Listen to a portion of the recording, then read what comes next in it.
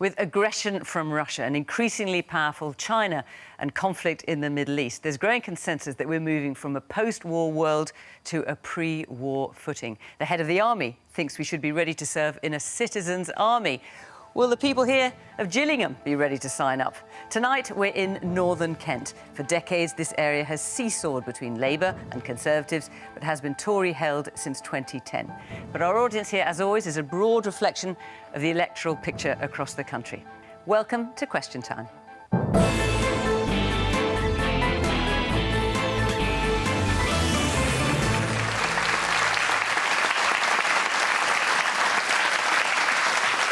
On tonight's panel from the government, Alex Burghart is a Cabinet Office Minister, having previously been in the Pensions and Education departments. Before that, he was a history teacher both at school and at university. Jonathan Ashworth is Labour's Shadow Paymaster General and is doubtless bracing for a busy year ahead as one of the key figures directing Labour's election strategy. He's previously shadowed health and pensions. Bronwen Maddox says 2024 is a crucial year for the future of democracy, a subject she knows a thing or two about as the head of international affairs think tank Chatham House. Before that, she was foreign and US editor at The Times. Sonia Sodha writes for The Observer. She's also made documentaries for Radio 4 on subjects ranging from violence in society to the four-day working week. Previously, she was a senior advisor to Ed Miliband when he was Labour leader. And Konstantin Kisin himself likes to offer advice to political leaders from the outside and is unafraid to say what might be unpopular. He's a self-described politically non-binary satirist and co-hosts the free speech podcast Trigonometry.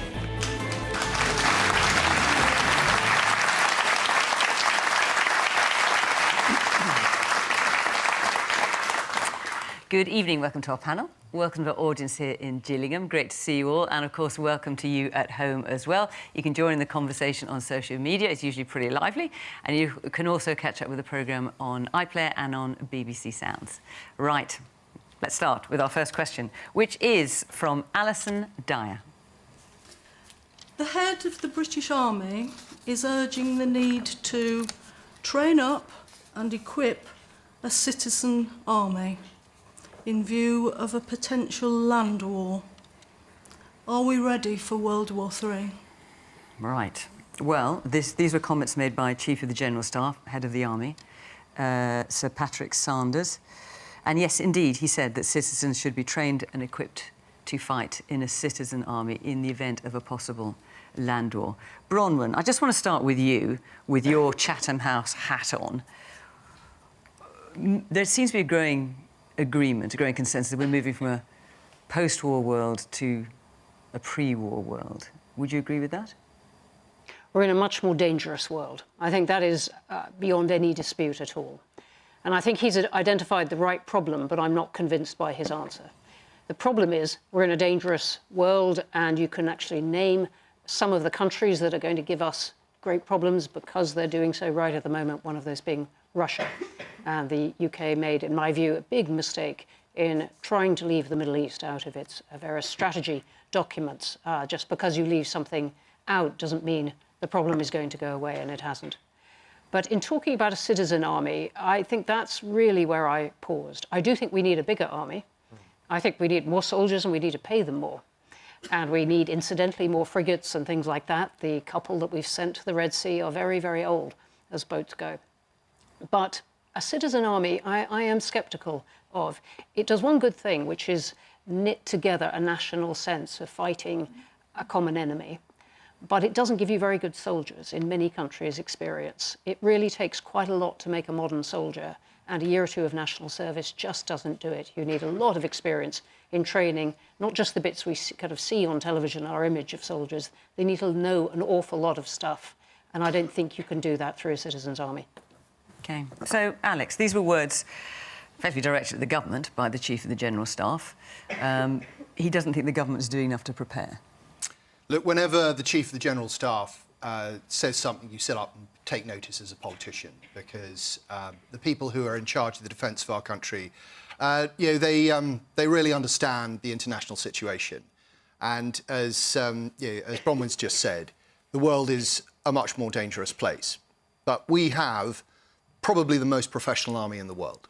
But reducing in numbers? Well, I have to say that with reservists, we're still going to have an army of over 100,000 men, 100,000 soldiers, forgive me. And you've also got to understand, Fiona, that in the modern army, the capability of an individual soldier is much greater than it used to be. With all of the tech, all of the modern capability, it's possible for soldiers to do a great deal more. Now, we feel it's very important as a government to maintain more than 2% of GDP spending on defence. It's something we've committed to. It's in line with our NATO commitments.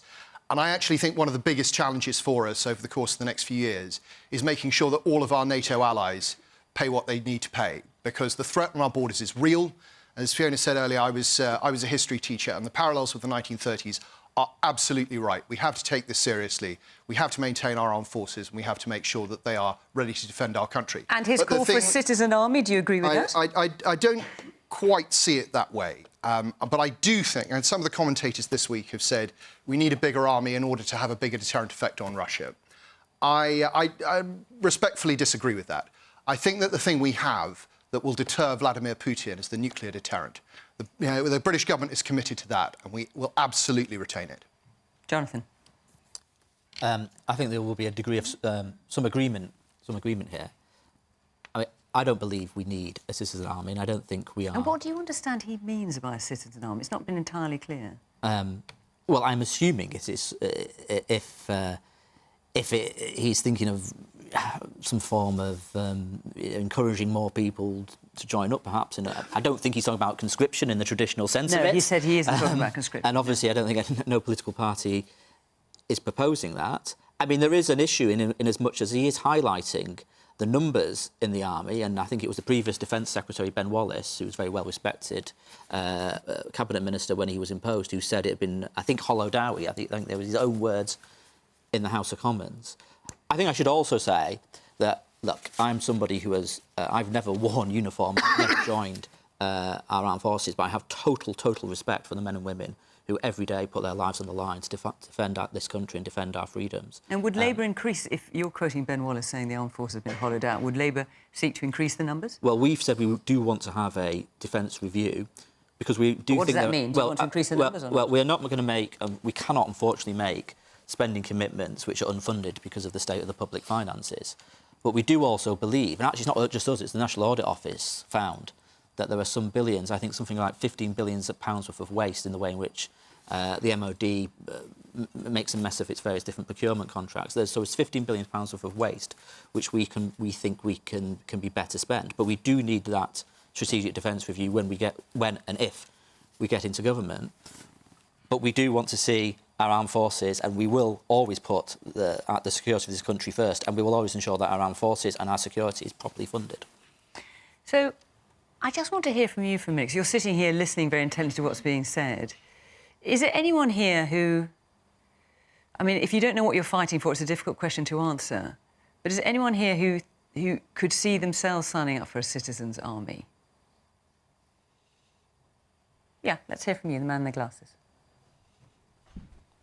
Obviously, I don't know the details of what we're signing up for and what the idea is. But of course, because they're unknown. Unknown, but I do hark back to my grandparents' generation in World War II, where they were facing very similar threats that we're seeing now. Like, we had Nazism exactly the same as they had Nazism as we got Putin right now. They were ordinary people just like us, and they signed up to defend our country and protect our shores. I would like to think that us, me, and maybe the nation would sign up to similar organising, if necessary, if push comes to the shove. Yeah. Yes, and the woman next to you. I don't... Oh, sorry. I don't see that joining an army or any war would actually be any good for young working-class people who've been sent to wars in the past just to be cannon fodder.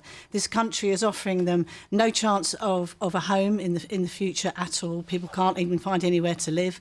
They're on 0-hour contracts, and yet you'd want them to go to some kind of war. And I'm not sure that young people would want to do that when this country doesn't seem to be offering them any kind of future at all. And the man in the white jacket.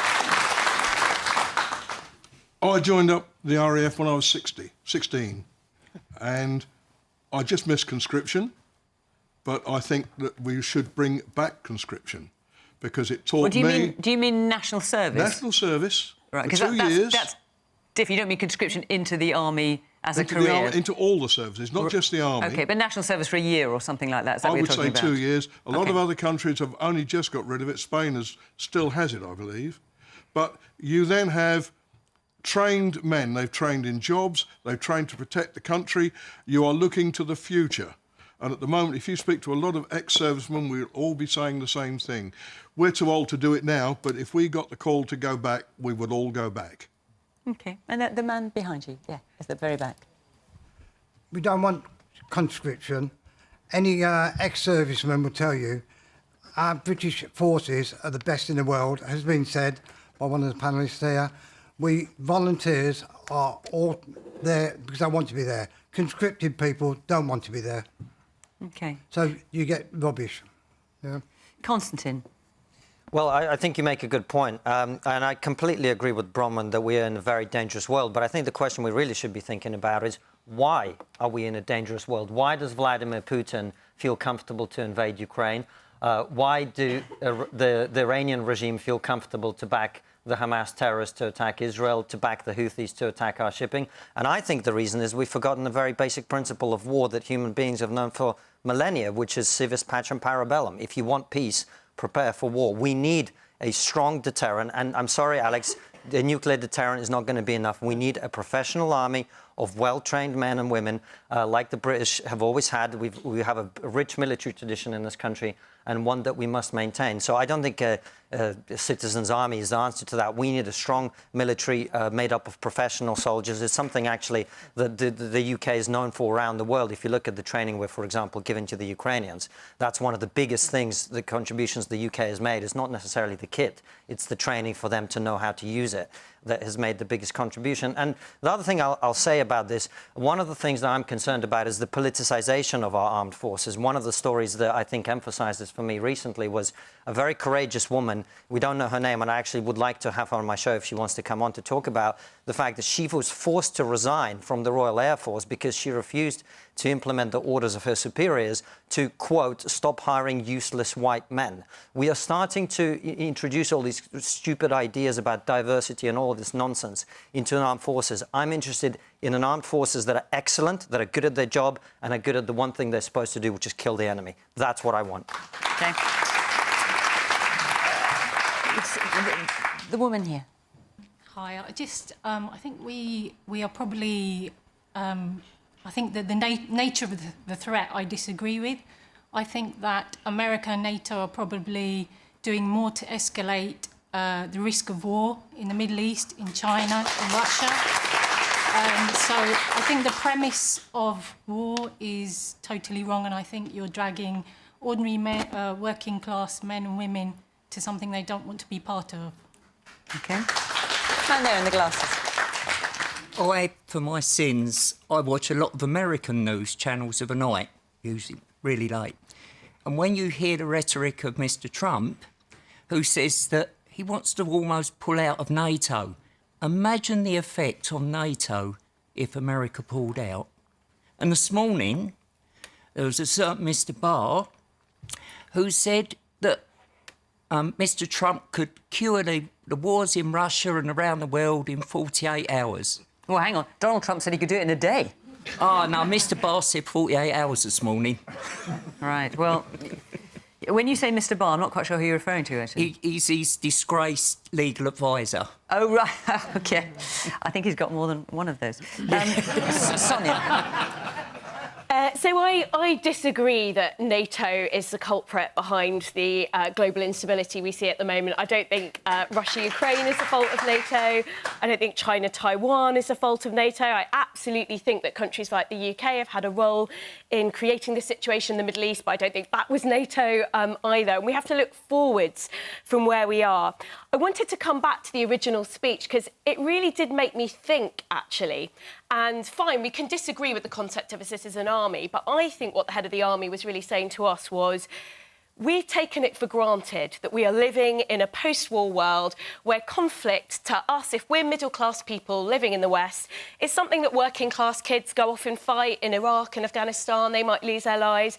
it doesn't touch us as people. And I think what he was saying to you is you guys need to wake up, because actually this is something that might touch you. And I've got friends of friends who are Ukrainian. Their husbands are fighting for Ukraine. Yes, they were conscripted, but they would have happily gone to do it. I think actually in this country, if we're very lucky, we do not have Russia at our borders. We do not have a terrorist organisation like Hamas across our border looking to destroy us as a country. I think if we were in that position, actually people might feel differently about a citizen army. But I do think that the message I took away from him was stop being so complacent, because we don't know where we're going to be in 20 or 30 years. Maybe lots of us won't be signing up to fight, but I think we could be living in a very different world.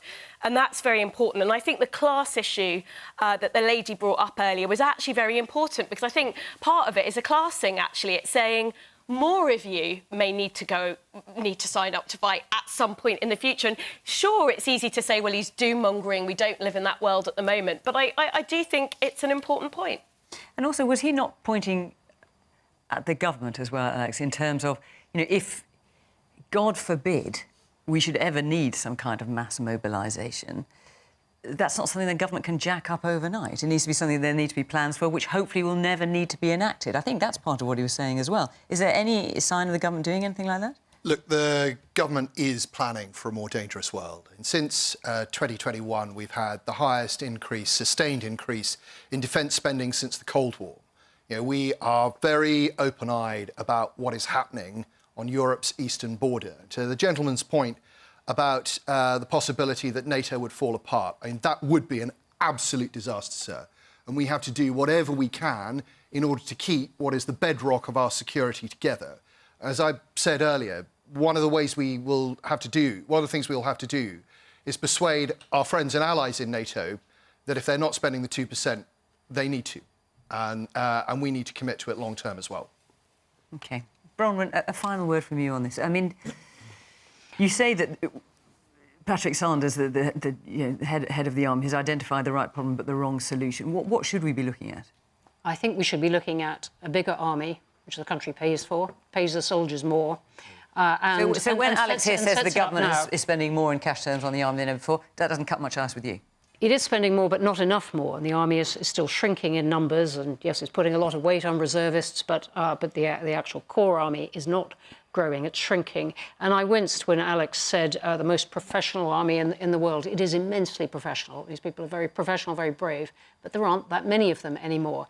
And I look back to Afghanistan and indeed Iraq. These very brave British soldiers went out trying to do things like control Helmand province, and more of them, in my view, lost their lives than needed to because there were so few of them and Britain had taken on a challenge that was beyond its strength. And I wince when government ministers, sometimes from proper pride in the armed forces, but overstate what Britain with a diminished force can actually do. OK. All right. Let's move on. Let's take another question. But before I do, I just want to say that next week we are in Glasgow. And the week after that, we're in Nottingham, where making his debut appearance on Question Time will be none other than Paddy McGuinness. So, something to look forward to. So if you are in Glasgow or in Nottingham and you'd like to come and be part of the audience for either of those programmes, go to the Question Time website, follow the instructions there, and hopefully we will see you on the night. OK, our next question now from Craig Mackay. Hi.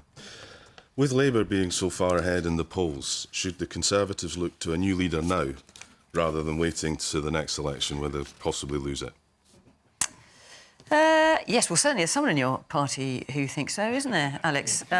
Simon Clarke, who was a senior minister in the Johnson and Truss governments, said just a couple of days ago now that Rishi Sunak should be replaced because, I'm just quoting him now, his uninspiring leadership is taking the government into an election massacre.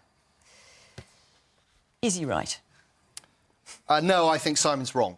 I've been slightly dreading this question. I thought you must have known it was coming. I thought this might come up, and I've been dreading it because Simon's one of my best friends, and he's. So have you spoken to him directly about it? Yeah, I have. And what have you said? Go on, do let us in on the conversation. Well, he knows my views, and my views are not his, and I think he's wrong, and I think he's made a mistake.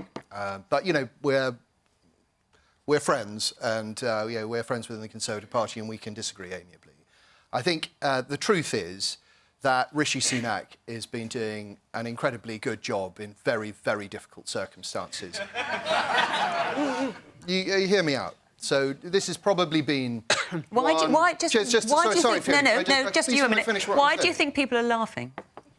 I'm just going to finish what I'm saying. This has been one of the most challenging parliaments, I think, in any of our lifetimes. We have had the biggest health crisis in 100 years. We've had the first war in Europe since 1945. We've had the biggest energy crisis since the 1970s, the highest inflation since the 1980s, and it's been tough. It has been tough.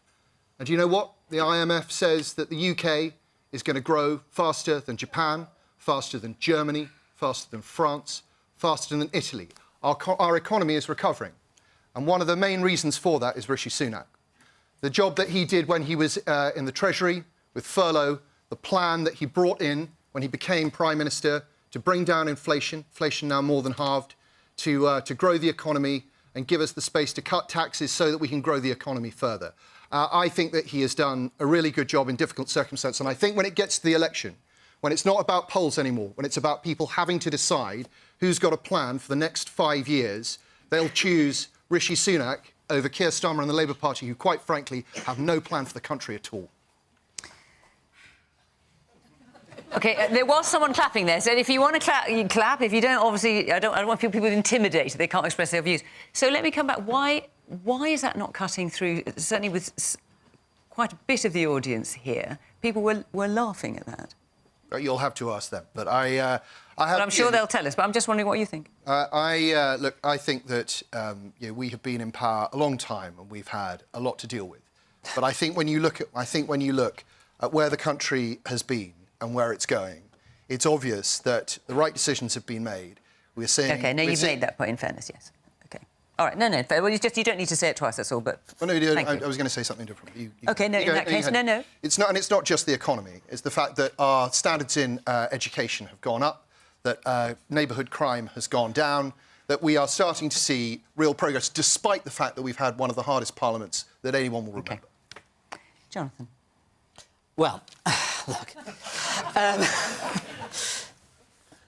in some ways, it would be easy to gloat, but I'm obviously not going to do that. Because, to be frank, after 14 years, when people are paying more on their mortgage because the Conservatives wrecked the economy, when people are paying, or families are paying £1,200 more on average in tax because of the weakness of the economy, when you can't get an appointment with a GP or you're waiting longer for an operation in the NHS because of 14 years of the Conservatives, that, frankly, the British public deserve better than this constant division, infighting, this sort of circular firing squad, this sort of shambolic approach that we see from the Conservative Party. And I just think now, after 14 years, what we've seen this week is the clearest reminder that people want change. It's time for change. It's time to turn the page on this mess, because they simply cannot be trusted with the future, nor make amends for the past. It's time for change. We need a general election, and this country needs to move on from the 14 years of decline that the Tories have given us.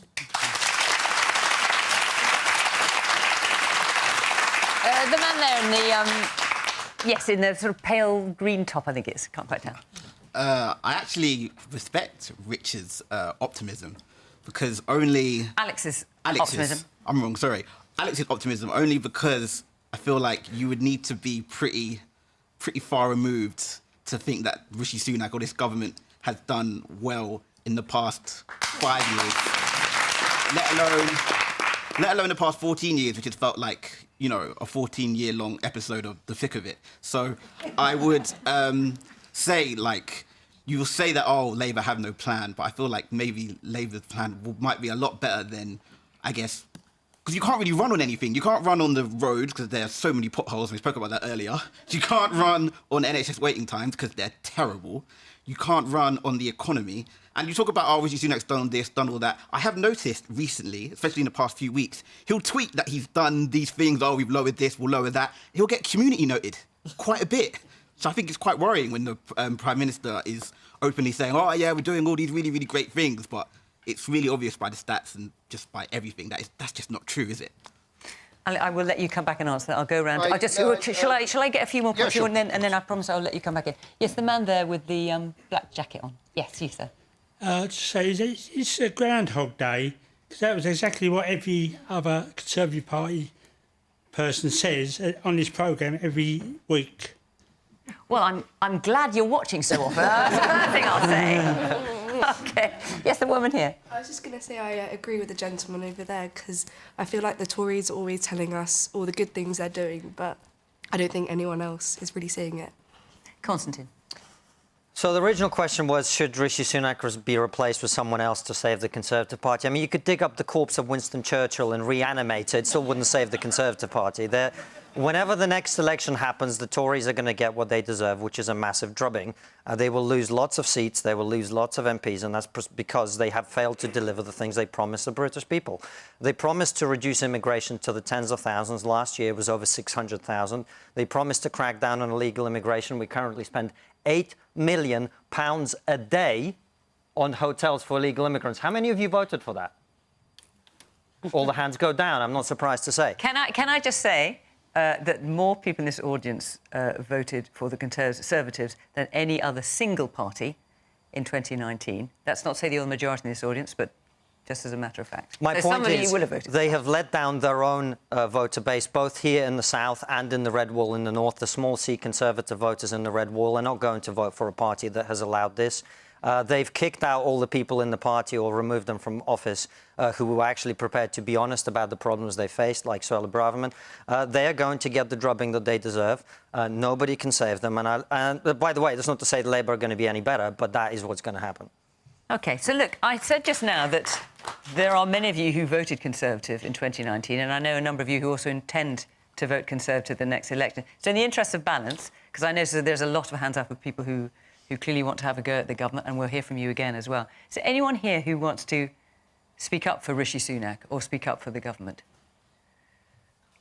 But yes. Fiona, this is kind of my point. This isn't about Rishi Sunak. The point is, for the last 14 years, the Tories have failed to deliver on the things that... Forget about, whether Labour are happy with them. The problem is they have failed to deliver the things they promised their own electorate. And Rishi Sunak is not the problem. The problem is the Conservative Party. OK, well, let's hear from the man here. That was basically my point. I'm not about to stand up for the Conservative Party or the government. They've chucked us in the hole. I mean, yes, there have been external factors, just as there were in 2010, when the Tory opposition then was saying, oh, Gordon Brown's crashed the economy.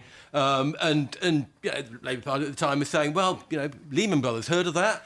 And it's history repeating itself. Yes, there have been global external factors and the economy is in a hole for all sorts of reasons. But the government has done a lousy job over the past 5 years, whatever, ever since the mop-headed Muppet came in. Sunak is not the problem. Sunak is the nearest thing they've got to a solution. He ain't going to fix it, but it's the best thing they've got. OK. The man there in the blue jacket.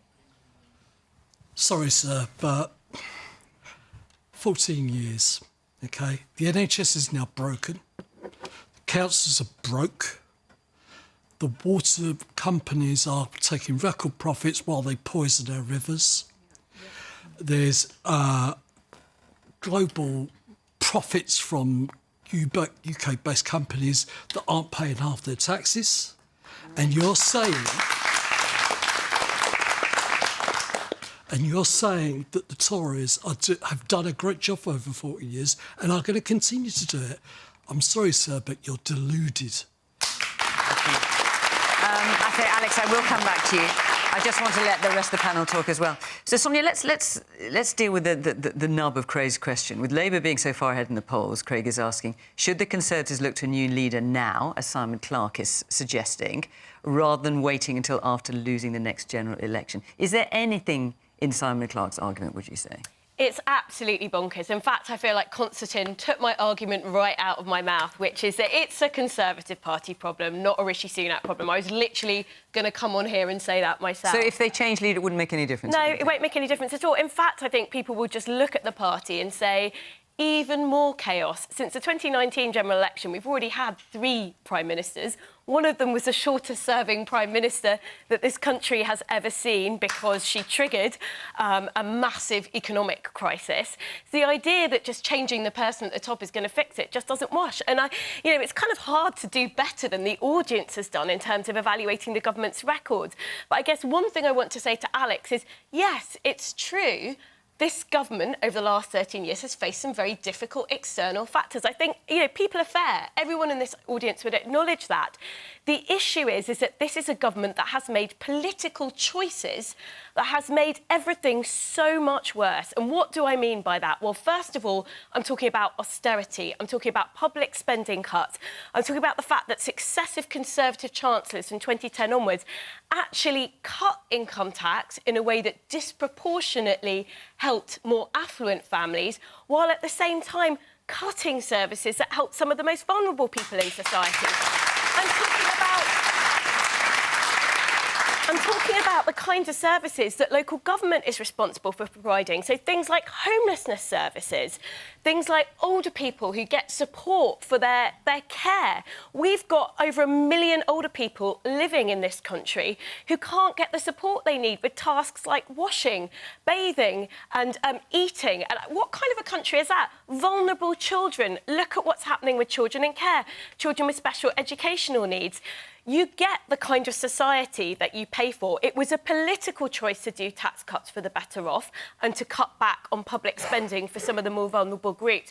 And we really see that as a society now. When you look at the barometers of what's going on in our society, the numbers of people who are rough sleeping, for example, the numbers of children who are absent from school, the number of children starting school without basic skills, this is partly as a result of the government making political choices to pull that social safety net away from people. Manda.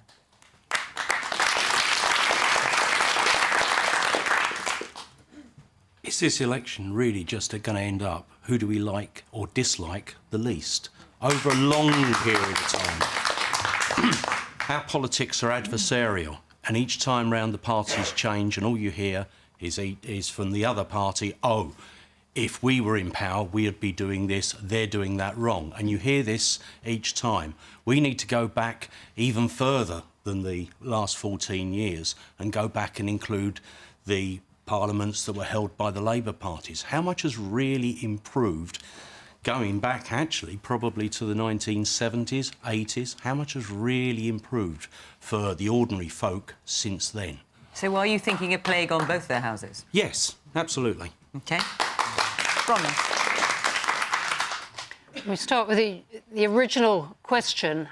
Is there any point for the Conservatives of replacing Rishi Sunak? Absolutely none.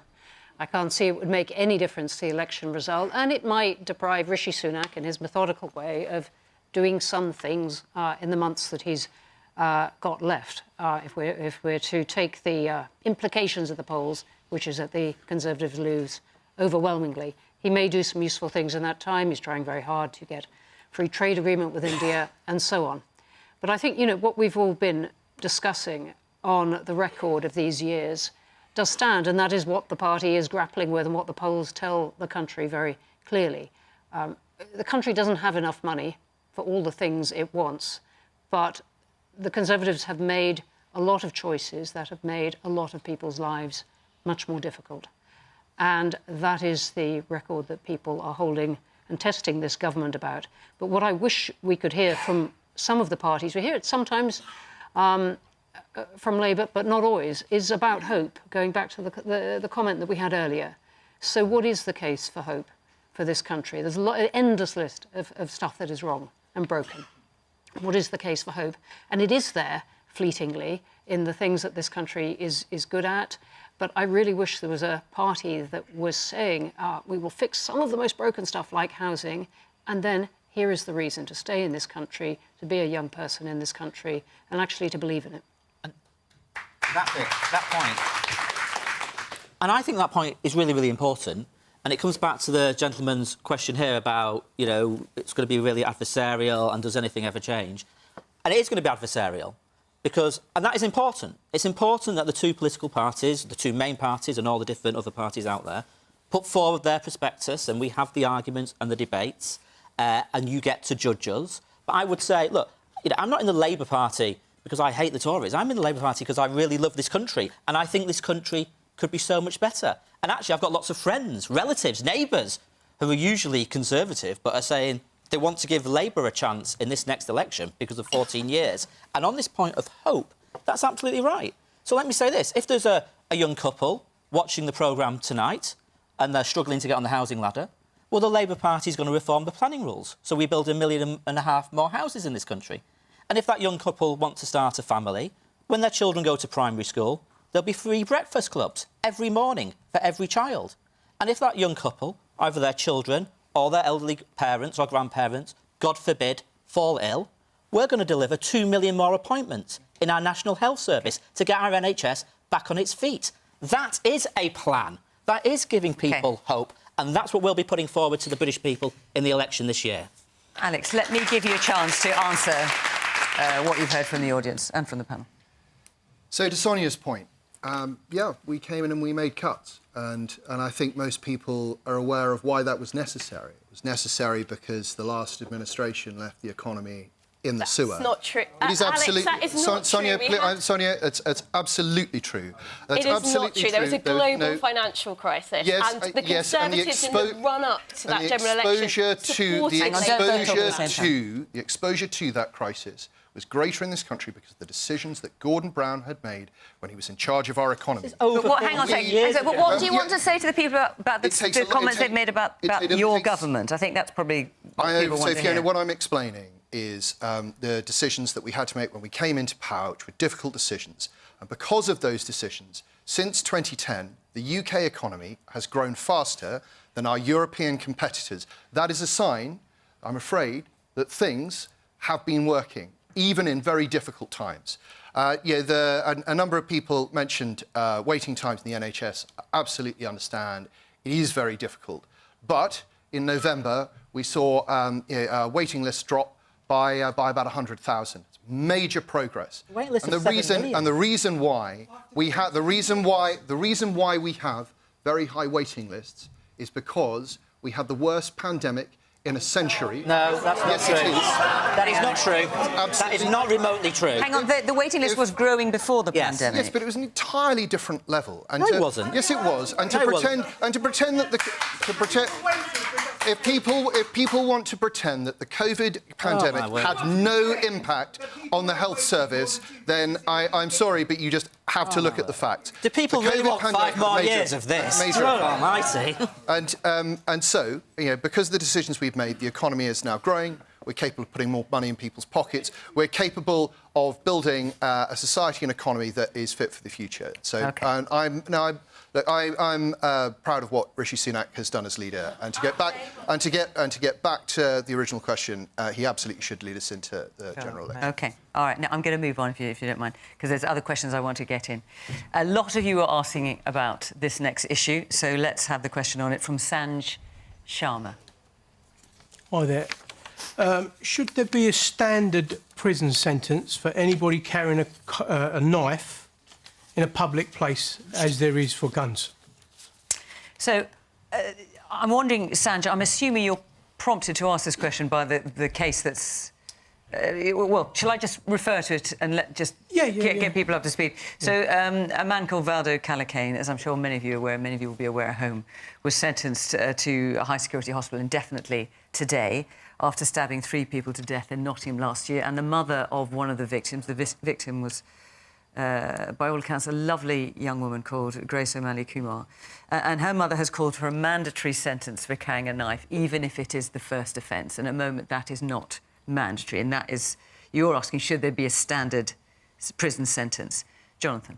So, first of all, the case in Nottingham, absolutely horrific. And I think there are questions for the police, for the different authorities who interacted with that individual, and I think all of us have been utterly moved, completely moved by the relatives of those who lost their lives in Nottingham. I'm an Leicester MP, so I'm just down the road from Nottingham. It's affected so many people, and my heart just absolutely goes out to the families and the bravery in the way in which they've spoken out in the last 24 hours, 40 hours in the media.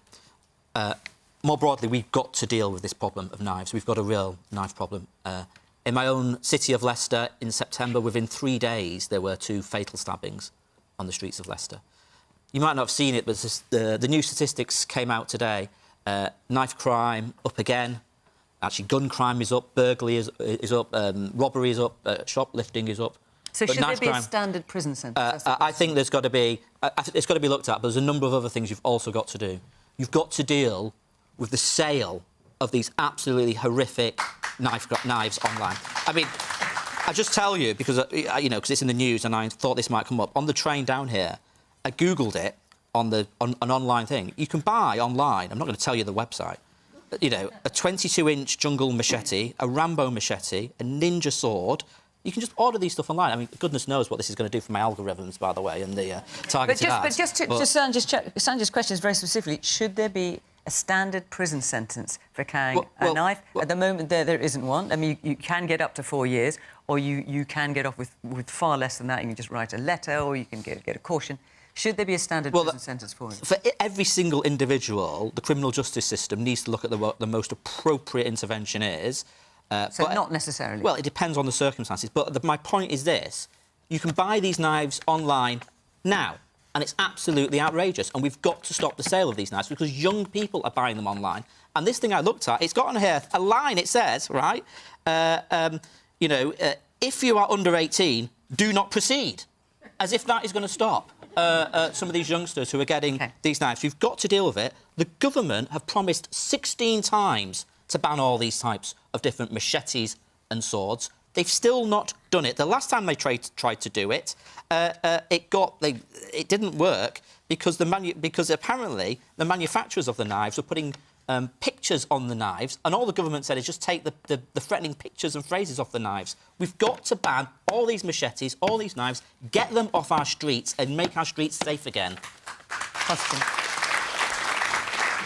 So, Fiona, you mentioned the terrible case in Nottingham. It's actually quite unrepresentative of the majority of knife crime in this country. It's a terrible case in which a paranoid schizophrenic was essentially allowed to walk free after being violent, after being diagnosed. By the way, a foreign citizen who should have been deported. I don't understand why he's still in this country. However, in terms of knife crime more broadly, I mean, yes, of course, we should ban zombie knives and machetes from being sold.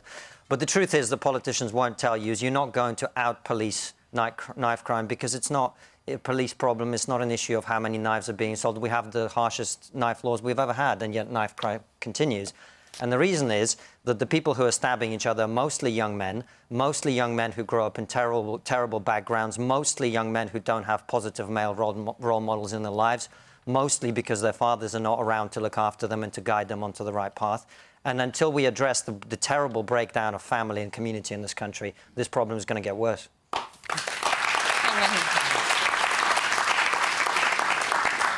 On the idea of making our streets safer, I want to ask the panel, what's your ideas on stop and search and whether we should reintroduce it and also increase the power to the police? So when you say reintroduce it, it's still going on? What It's do you still mean? going on, but I want to know whether we should give the police more power. Because Would you welcome that? I would welcome that, yes. If it means saving lives, then yes. OK. Alex, first of all, let's answer the main question. Should there be a standard prison sentence for carrying a knife?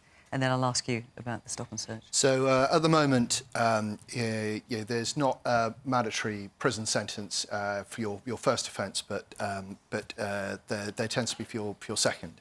And that's because, in the first instance, we think it's very important that judges who get to ascertain what's gone on, can make that decision. They can, of course, decide to give a prison sentence. I mean, look, this has been very much on the minds of all MPs since David Amos, one of our colleagues, was stabbed.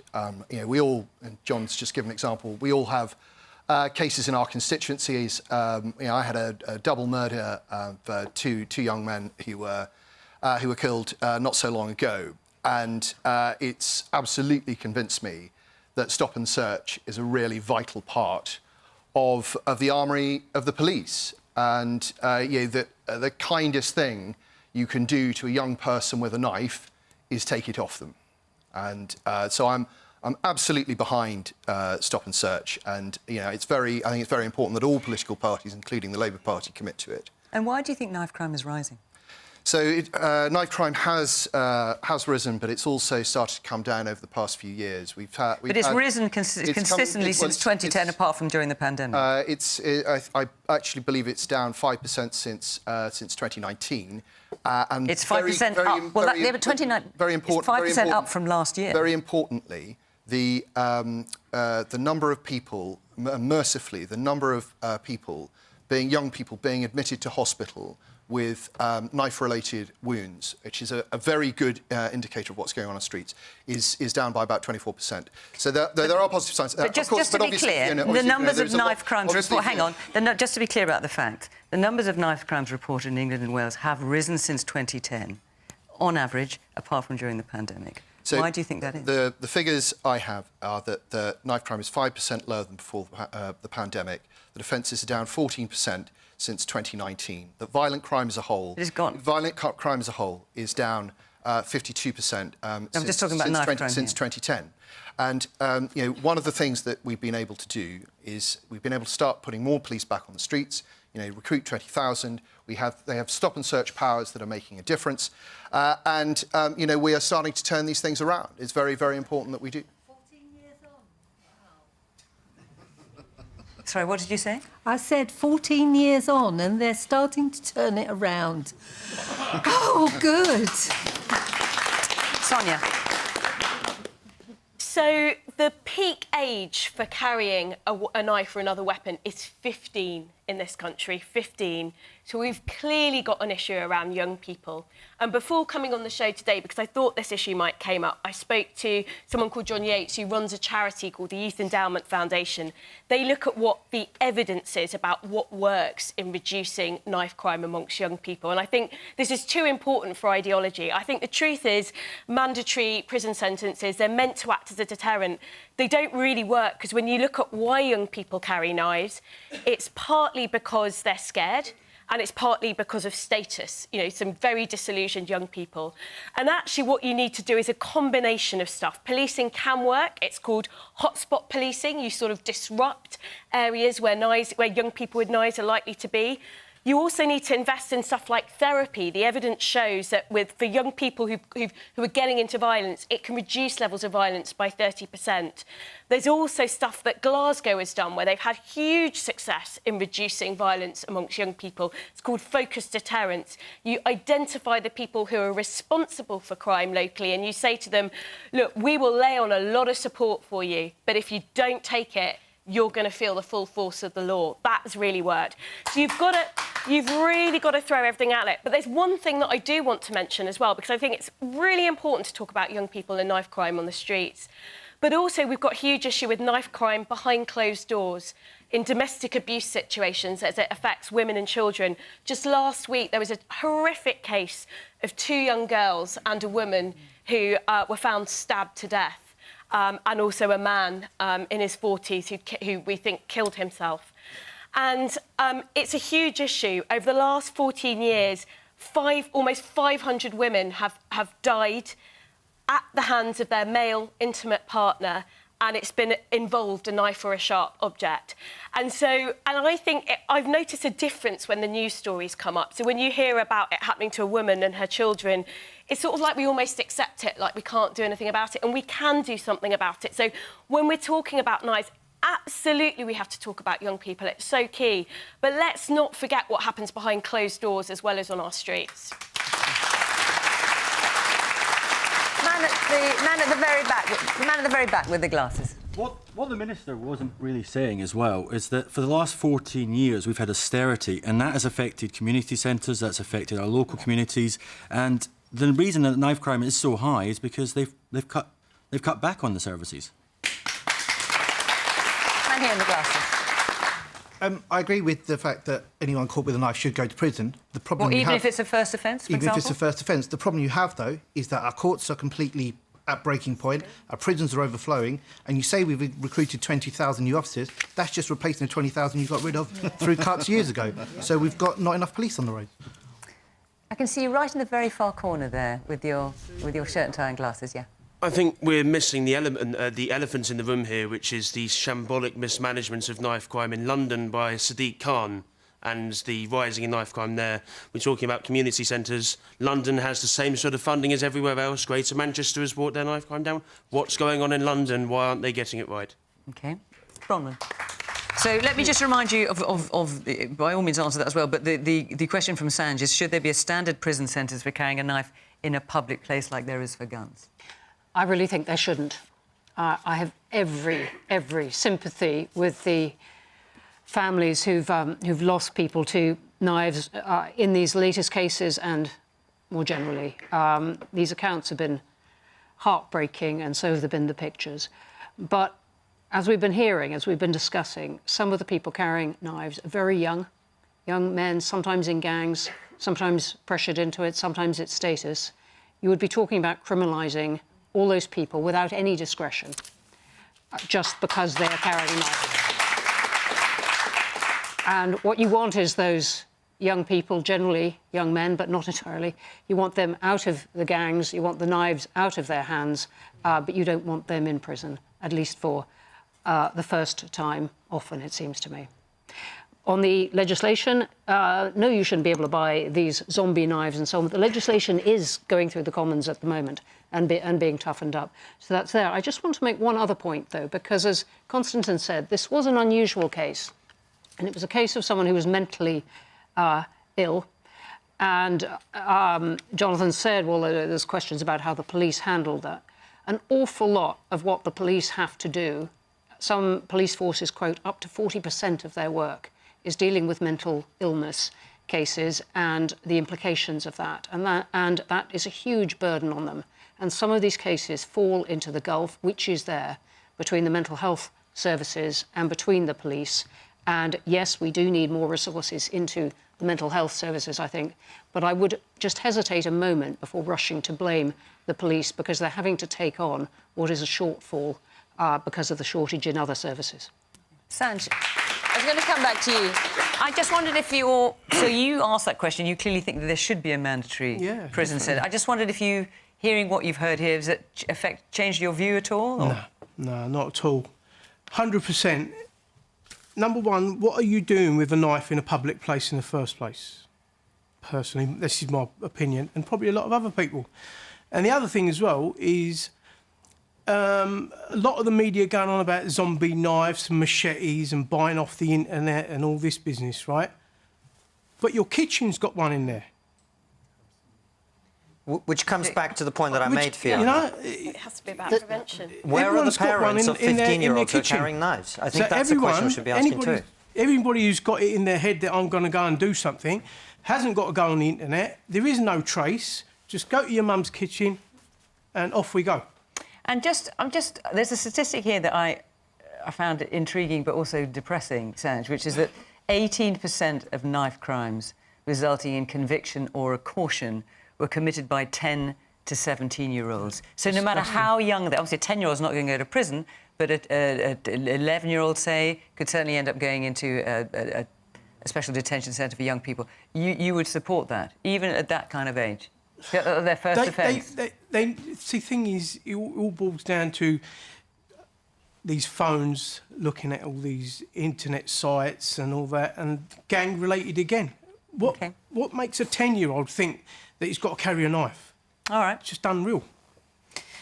Well, look, I'm going to come to another question. We've got about 5 minutes left. It's sort of prompted a bit by what you said, Bronwen.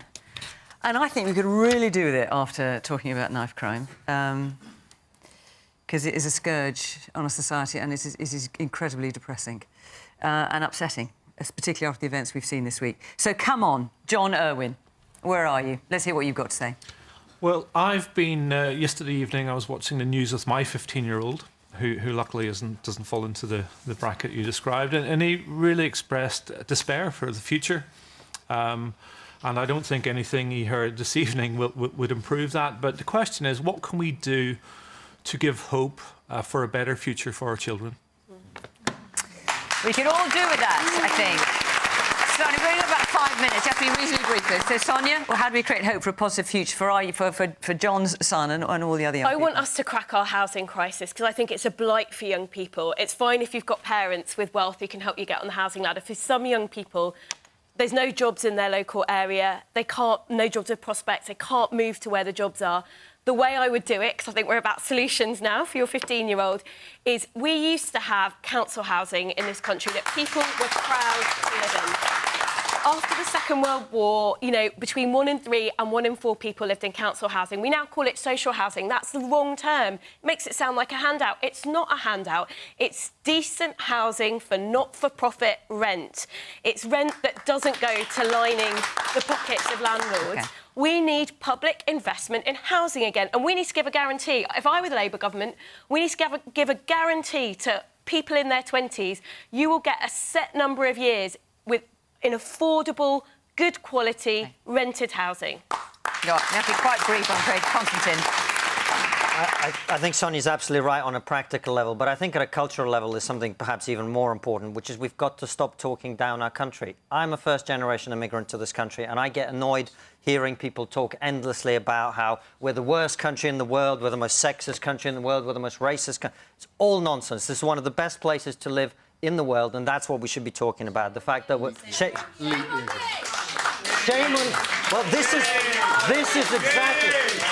is exactly the problem that I'm talking about. You are saying shame on you for talking up Britain, and that is exactly the problem that we're talking about. Okay. This is one of the best places to live in the world. For minorities like me, it's the best place to be a woman. It's Can I just say, there's no point in shouting out for the audience because the people at home can't hear you. And also, let's try not to talk over each other. I asked Konstantin a question. In fairness, I have to let him answer. So we've got to stop talking down our country. Okay. We've got to stop shouting over people who are talking. I've got 2 minutes left, and I have to let the rest of the panel answer. Let me just do that. Bronwen.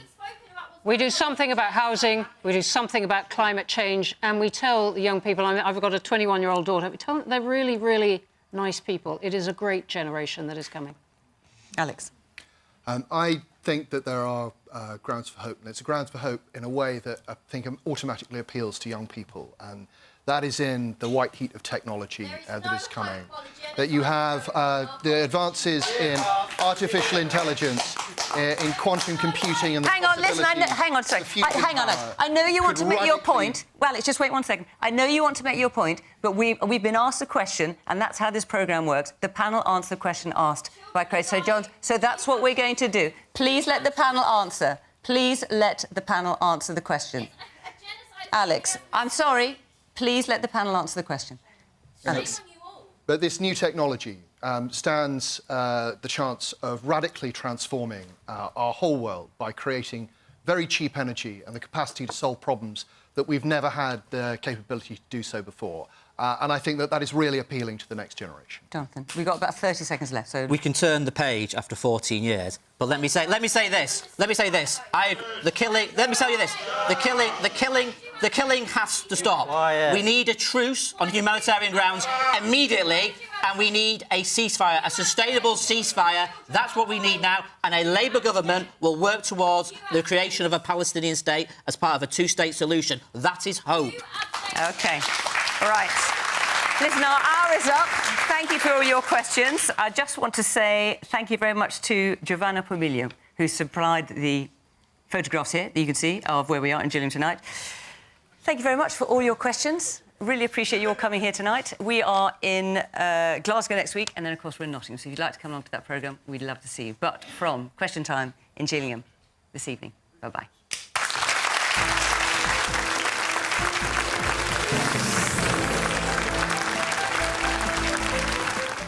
A Question Time guest at the very beginning, former Labour leader Lord Kinnock shares his memories on Newscast next on BBC One.